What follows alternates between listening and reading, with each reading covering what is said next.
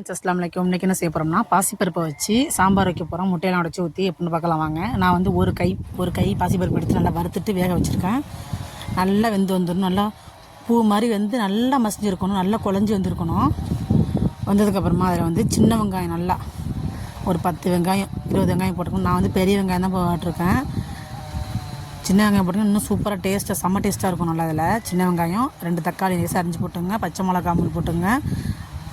உங்கள் காரத்துக்கு ஏற்ப போட்டுங்க. இதில் வந்து கத்திரிக்காய் 2 கத்திரிக்காய் போட்டிருக்கேன். முருங்கைக்காய் போட்டுங்க.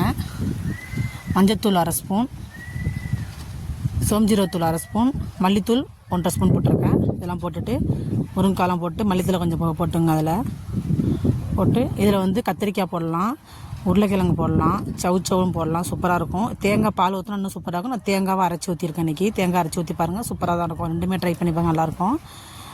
தேங்காய் பால் இருந்தால் கொஞ்சம் தண்ணியாக இருக்கும். தேங்காய் கொஞ்சம் அரைச்சி கொஞ்சம் கெட்டியாக இருக்கும். நல்லாயிருக்கும். தானம் 2 முட்டையை இதில் உடச்சி ஊற்றிங்க. சிம்மில் போட்டு ஊற்றிட்டு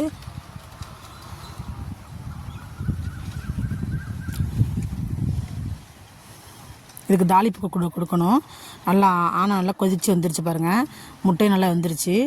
இது கடுகு, கருவேப்பிலை, மிளகாத்தூள், வெங்காயம் இதெல்லாம் போட்டு நல்லா வதக்கி விட்டு தாளித்து ஊற்றி விடுங்க. சூப்பராக இருக்கும். ட்ரை பண்ணி பாருங்கள்.